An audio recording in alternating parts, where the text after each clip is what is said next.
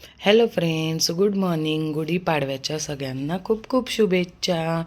आमच्या इथे गुढीपाडवा सण ह्या वर्षी साजरा केला नाही, पण त्याचे सगळे आम्ही रीतभात केले.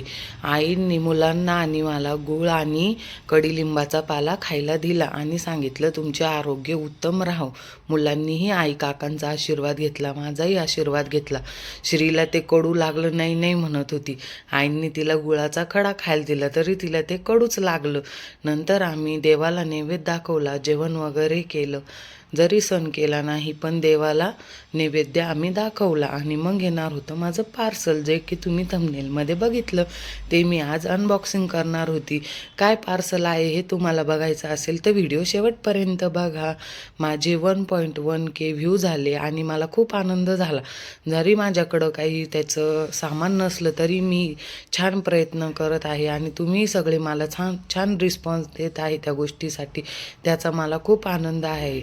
हे दादांनी मला पार्सल बुकिंग करून दिलं. मी सांगितलं त्यांना जर काही डिफेक्ट निघालं तर त्यांनी तीही मला सोय करून दिली आणि पार्सल घेतलं आणि मी आली घरामध्ये. हे तर बघा, तर चला आता बघूया आता काय पार्सल आलं आहे ते ओपन करण्यासाठी ना मी तुम्हाला सांगते. आणि ओपन करता करताना ती कात्री जरा हाताला लागून गेली माझ्या. हे बघा, आता तुम्ही बघा किती छान माझं काय आलं आहे ते. तुम्हाला एक्साइटमेंट असेल तर हे आहे ट्रायपॉड. ट्रायपॉड कसं कामामध्ये मी काही करू शकते, तर मोबाईल ठेवता नाही येत मला, खूप प्रॉब्लेम येतात मोबाईल ठेवण्यासाठी. तर ही खूप गरजेची वस्तू आहे त्याच्यासाठी, व्लॉगिंग वगैरे करण्यासाठी. तर मी हे कुठून मागवलं आहे, कसं मागवलं आहे हे तुम्हाला जाणून घेण्यासाठी तुम्ही मला डायरेक्ट मेसेज करू शकता. मी त्याची लिंक वगैरे तुम्हाला केवढ्याला घेतलं, काय घेतलं हे सगळं डिटेलमध्ये सांगून देईल. तुम्ही त्याच्यासाठी मला DM करा. ची क्वालिटी इतकी बेस्ट होती ना, खूप छान क्वालिटी होती त्याची.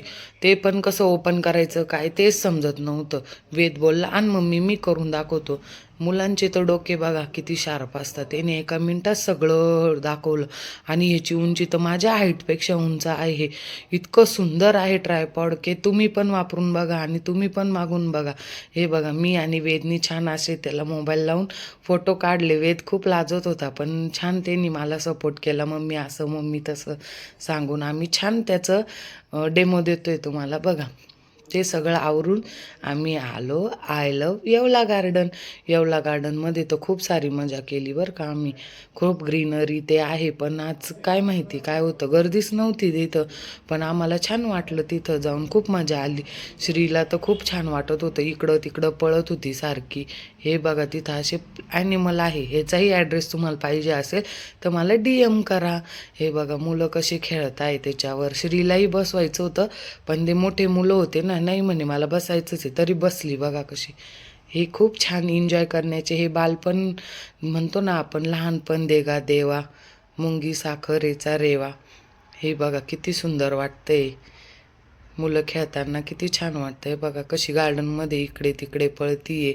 सरकुंडी खेळायची, हे खेळायचं ते खेळायचं. तिला खूप आनंद होतो अशा गोष्टींचा आणि यातच तिच्या आनंदातच आमचा आनंद आहे. आमची लक्ष्मी आहे किती केलं तरी ती. वेदमध्येही आमचा जीव आहे असं नाही, पण ही सगळ्यात लहान असल्यामुळे सगळ्यांचा श्रीमध्ये जास्त जीव आहे.